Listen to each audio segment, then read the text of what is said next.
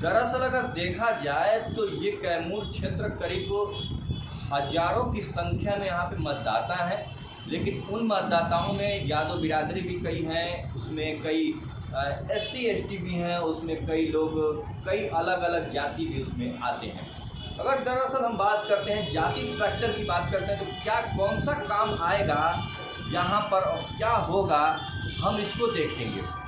दरअसल अगर बात करते हैं तो ऐसे में चुनाव की सरगर्मियाँ तेज हैं, सर पे काफ़ी टेंशन भरा माहौल भी नज़र आ रहा है, क्योंकि आप खुद भी कैमरे पे नज़र आ रहे होंगे अगर हमारे सामने दिख रहे हैं। और बाबा साहब के सिद्धांत वाले व्यक्ति वो कैसे होंगे, व्यक्ति से व्यक्तित्व बनने में कितना समय लगा, कितना अनुभव उनके पास है, हम इसकी चर्चा करेंगे। दरअसल अगर हम बात करते हैं तो इसी पर हमारे सीधे हम ले चलते हैं अपने कैमरा पर्सन के साथ में, और सीधे हमारे सबसे पहले अगर बात करते हैं तो इस वक्त जोनी आर्य जी हैं हमारे बीच में, और जोनी आर्य जी से हम बात करेंगे सीधे। जोनी आर्य जी, आपका सबसे पहले स्वागत है हम लोग के चैनल में। और मैं भी आप लोग का पूरी टीम का न्यूज़ 24 लेकिन न्यूज़ 24 का मैं सभी लोग का स्वागत करता हूँ। चलिए, बहुत बहुत धन्यवाद। सबसे पहले हम शुरुआत करते हैं आपसे कि आप अपने परिचय के साथ थोड़ा सा दर्शकों को कुछ अपने बारे में बताएं, फिर हम आपसे शुरुआत करते हैं। देखिए, मैं 2017 में पहली बार नगर परिषद का चुनाव लड़ा पार्षद के तौर पर वार्ड नंबर 12 से। वहाँ पे जनता के सहयोग से, उनके समर्थन के साथ, उनके आशीर्वाद के साथ वार्ड 12 से लोगों ने मुझे जिताने का काम किया। उसके बाद मैंने सभापति बना 17, 18, 19 में। उसके बाद अविश्वास प्रस्ताव आया। अविश्वास प्रस्ताव आने के बाद मेरी सरकार गिरी। पुनः मैं एक बार 20-21 में 21-22 में मैंने सरकार बनाई और पूरा सभापति के पद पर हासिल किया। युवा हैं आप और कई चीज़ का विरोध करते हैं। स्मार्ट मीटर आपने विरोध किया है, इसको लेकर क्या कहना है? देखिए, जो स्मार्ट मीटर है, स्मार्ट मीटर से सारे जनता, वो भभुआ नगर की नहीं, सारे बिहार की जनता परेशान है। इसमें बिजली का जो बिल है वो लगभग 3 और 4 आता है। सभी के पास स्मार्टफोन नहीं है कि वो रिचार्ज कर सकें। जो व्यक्ति 200-300 रुपये तिहाड़ी मजदूरी पे मजदूरी करता है उसके पास भी स्मार्ट मीटर लगा दिया गया है। आज वो अंधेरे में, अंधकार में है, वो भी तिहाड़ी मजदूर, उसको 30 दिन काम नहीं मिलता है। उसी में कभी बरसात हुआ, कभी बीमार हुआ तो 15 से 20 दिन काम करता है और उसका भी बिल आता है 1000 से 1500 रुपये। और उसके लिए हमने आंदोलन किया है, धरना किया है। सरकार को हमने माननीय मुख्यमंत्री, माननीय उप मुख्यमंत्री को भी हमने हस्ताक्षर के दौरान सबको अवगत कराया।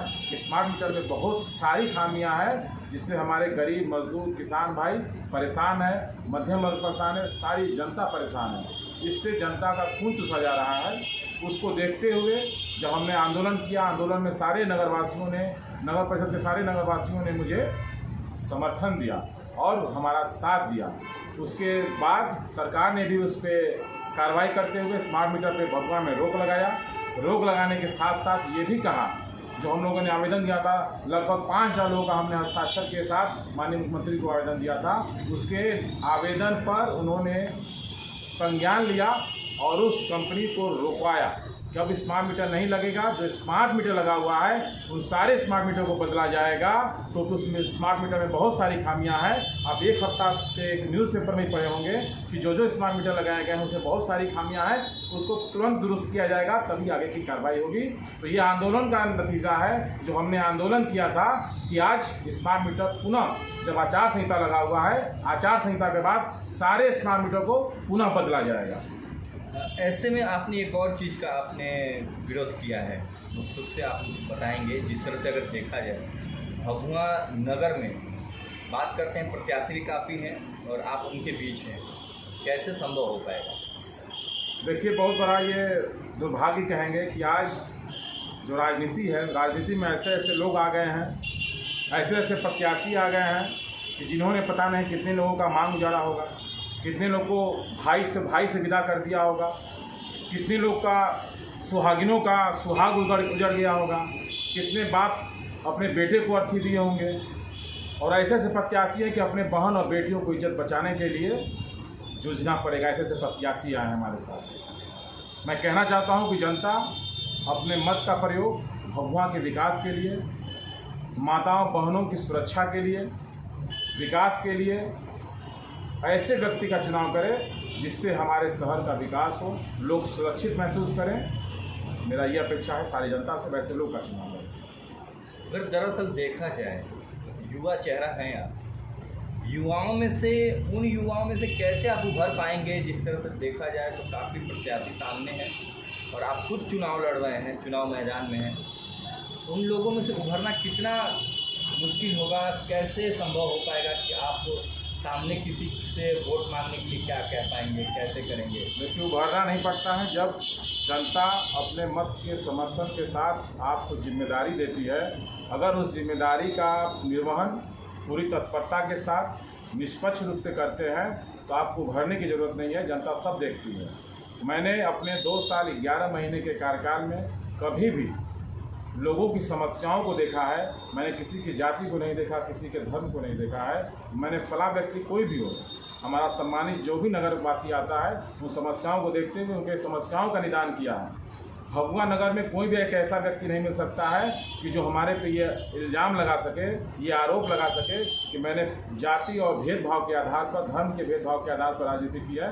मैंने समस्याओं के आधार पर और समाज में बैठे हुए अंतिम व्यक्ति की समस्याओं से शुरुआत की है। उसी का नतीजा है कि आज पूरे भभुआ नगर में लोगों का जन समर्थन मिल रहा है, लोगों का आशीर्वाद मिल रहा है। और उस आशीर्वाद के साथ अगर जनता पुनः मुझे सत्ता पिलाती है तो मैं उसी विकास के रथ को और तेज़ी से, तीव्र गति से बढ़ाऊंगा। उसमें से कुछ चुनिंदे काम हैं जो कि इस बार जो करने के लिए आप रखे हों साइड में, कि भाई इस बार अगर हम फिर से नगर में चुने जाएंगे तो फिर से हम नया कार्य ऐसे ऐसे करने शुरू करेंगे। देखिए, हमने भी घोषणा पत्र भी बनाया हुआ था। उस घोषणा पत्र में था कि हमारे चकबंदी रोड में भाई बहन, हमारे बहनें जाती हैं पढ़ने के लिए, वहाँ पे सुरक्षा की दृष्टि से बहुत कैमरे की व्यवस्था करने वाले हैं। प्रशासनिक स्तर पे वहाँ पे कैंपेनिंग भी होगा। प्रशासन वहाँ पे अपना कैंप लगा के उनकी सुरक्षा के लिए बैठेगी।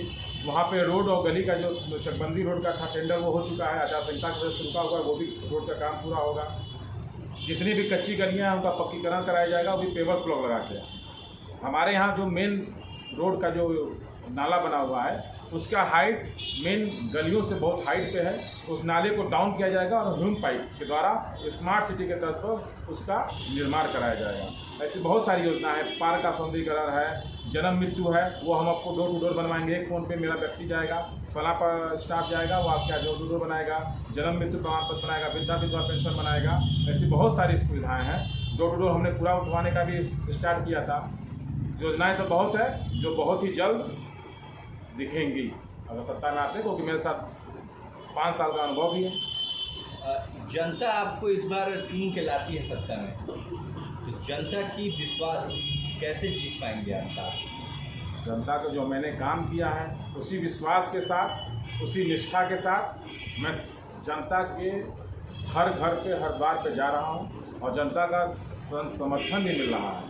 जो हमने कम समय में जो कार्य किया है, आप पिछले 15 साल का रिकॉर्ड देख लीजिए और मेरा 2 साल 11 महीने का रिकॉर्ड देख लीजिए, आपको अंतर दिख जाएगा। आप हर जनमानस से पूछिए, मैं मुझसे मत पूछिए, आप किसी भी जनमानस से पूछिए कि उनके 2 साल 11 महीने का कार्यकाल कैसा था। लोग बहुत आरोप लगाते हैं, भ्रष्टाचार का आरोप लगाते हैं। मैं तो कहता हूं कि आज के डेट में जितने भ्रष्टाचारी हैं, मैंने ईमानदारी और निष्ठापूर्वक कार्य किया है। सारे भ्रष्टाचारी, सारे जितने घोटालेबाज थे, सब एक हो गए हैं सिर्फ मुझे हराने के लिए। उनका सीधे कहना है कि अगर ये रहेगा तो हमारी रोटी नहीं सेकी जाएगी, हमारा दाल नहीं गलेगा। उन लोग को हमने पाबंदी लगाया है और वो सारे लोग आज मिल गए हैं। लगभग 6-7 प्रत्याशी तो आज मिल के चुनाव लड़ रहे हैं और दूसरों को लड़वाया जा रहा है सिर्फ मेरे विरोध में। क्योंकि अगर ये ईमानदारी पूर्वक कार्य करता रहेगा, निष्ठापूर्वक कार्य करता रहेगा, बहुत ज़्यादा इल्ज़ाम लगा लेकिन आज तो कोई सिद्ध नहीं कर पाया, कोई सबूत नहीं दे पाया। सरकारी जांच भी हुआ, उसमें भी 0, कोई जांच में कुछ नहीं निकला। जो जनता सब देख रही है, बोलो जनता को गुमराह किया जा रहा है। और जनता बुद्धिमान है, बुद्धिजीवी है, सम्मानित है। वो अपने वोट के मताधिकार के प्रयोग के साथ सब कुछ वोट के माध्यम से वैसी जनता को चुनेगी। भभुआ की जनता से क्या कहना चाहेंगे? भभुआ की जनता से यही कहना चाहेंगे कि मैं बस ये कहता हूँ कि भभुआ को विकास को देखते हुए वैसे ही जनप्रतिनिधि का चुनाव करें। जात पात से ऊपर उठ के, धर्म के भेदभाव से ऊपर उठ के, जहाँ धर्म और जात पात के नाम पे राजनीति की जाती है उससे ऊपर उठ के विकास के नाम पे वोटिंग करें। वो कोई भी हो, उनकी नज़र में विकास को प्राथमिकता देते वोटिंग को, वो मैं हूँ चाहे कोई भी प्रत्याशी, उसको वोटिंग करें।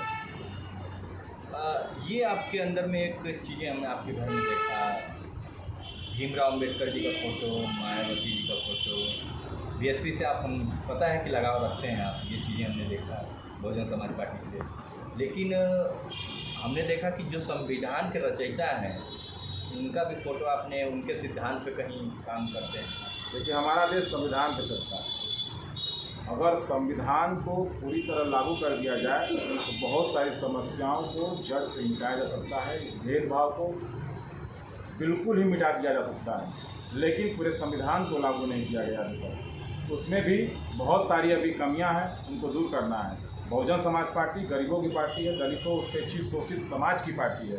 वो हमेशा निचले तबके के लोगों से लड़ती है, इसीलिए मेरा प्राथमिकता है जो निचले स्तर पर बैठे हुए हैं, समाज के अंतिम पंक्ति में बैठे हुए हैं, वहाँ से शुरुआत होनी चाहिए, तभी हमारा समाज, हमारा बिहार और हमारा देश सुदृढ़ और शक्तिशाली होगा।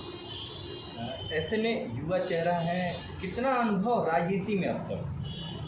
देखिए, अनुभव आपके कार्यशैली से होता है कि आपकी सोच कैसी है।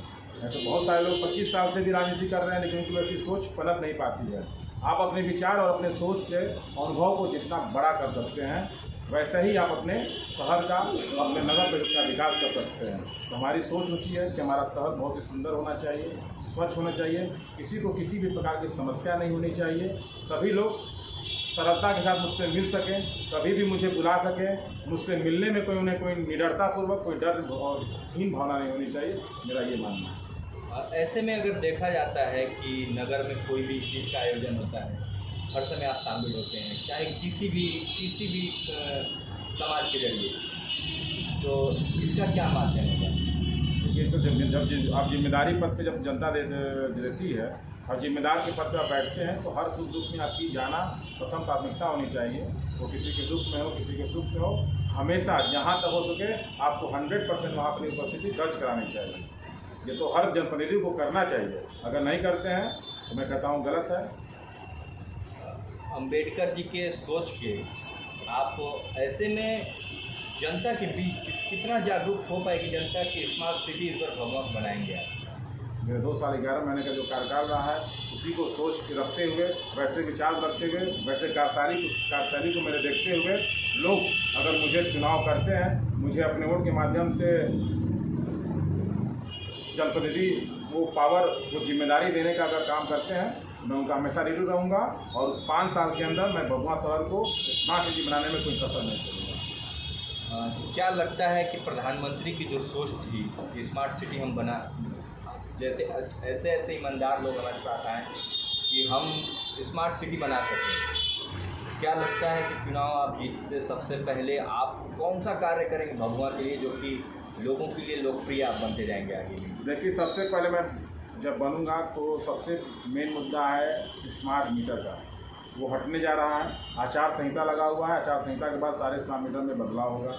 दूसरा है कि होल्डिंग टैक्स का, होल्डिंग टैक्स में आप देखिएगा पूरे बिहार में होल्डिंग टैक्स बंद है। ऑनलाइन जहाँ भी काटा जा रहा है, ऑफलाइन काटा जा रहा है। सरकार का लेटर भी आ गया है कि अगर अब ऑनलाइन अगर होल्डिंग टैक्स लिया जाएगा वो पुराने दर पर लिया जाएगा, नए दर पर नहीं लिया जाएगा। और जो भी हमारे नगरवासियों ने होल्डिंग टैक्स जमा किया है मैनुअल तौर पर, क्योंकि ऑनलाइन सारे बिहार में बंद है, जो उनकी ज़्यादा राशि होगी वो नेक्स्ट सेशन में अगले साल वाले में ऐड कर दी जाएगी। ये हमारी प्रथम प्राथमिकता है। ऐसे में चुनाव लड़ रहे हैं लोग, अभी स्मार्ट में ये होल्डिंग टैक्स को मुद्दा भी बना रहे हैं, लोगों को बहकाने का, जनता को बरगलाने का भी काम कर रहे हैं।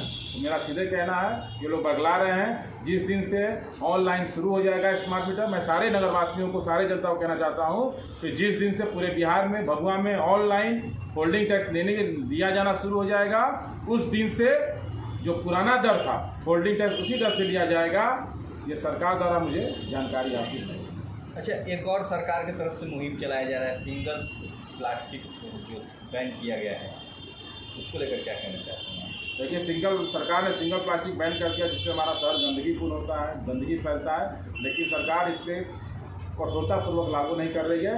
गरीब ठेले वालों को, खुमचो वालों को, दुकानदारों को परेशान कर रही है। अगर आपको प्लास्टिक बंद करना है तो उन फैक्ट्रियों को बंद कर दीजिए जहाँ से फैक्ट्री की प्रोडक्शन हो रहा है। आप बेचारे गरीब लोगों को, ठेला वालों, रिक्शा वालों, खुमचा वालों, दुकानदारों को आप परेशान कर रहे हैं। तो मैं सरकार की जो दोहरी नीति है, पूंजीपतियों के प्रति जो उन्होंने एक सिंपैथी दिखाया है, मैं इसका कड़ी और घोर निंदा करता हूं कि पहले उन फैक्ट्रियों को बंद करिए, तब हमारे गरीब मजदूरों को, हमारे गरीब ठेला वालों को, खुमचो वालों को, व्यवसायियों को आप परेशान करिए। सिर्फ उनको परेशान किया जा रहा है प्लास्टिक का दोहन कर। इस समय आप नगर का चुनाव लड़ रहे हैं, आगे जाके क्या रणनीति होगी, अब आगे की क्या तैयारियां अब राजनीति में आगे बढ़ने की? हमारा सिर्फ एक ही राजनीतिक रणनीति होती है कि आम जनमानस को कैसी कैसी सुविधा दे सकें, कैसी इनको सहूलियत दे सकें, कैसे अपने नगर का विकास कर सकें, कैसे अपने नगर का सौंदर्यीकरण कर सकें और कैसे अपने शहर का स्मार्ट सिटी बना सकें। मेरी ये प्राथमिकता रहेगी और मेरा जितना होगा तन मन धन से मैं तत्परता के साथ जनता के साथ हमेशा करूँगा। भगवत जनता से क्या अपील करेंगे, क्योंकि देखिए कुछ ही समय अब चुनाव बचा हुआ है, काफ़ी प्रत्याशी मैदान में हैं और आप भी उसी बीच में हैं, हमारे चैनल के माध्यम से क्या कहना चाहेंगे? हम कहना चाहेंगे कि फिर से मैं पूछा था, फिर से कहना चाहूँगा कि आप वैसे व्यक्ति का चुनाव करें जो जाति पाति और धर्म से ऊपर उठ के आप वोटिंग करिए और जो विकास को प्राथमिकता को देखते हुए, आम जनमानस को देखते हुए, गरीब किसान मजदूर की बातों को सुनने वाले जनप्रतिनिधि को ही आप लोग वोटिंग करें और वैसे लोग का ही चुनाव करें। जी धन्यवाद। ये थे हमारे साथ में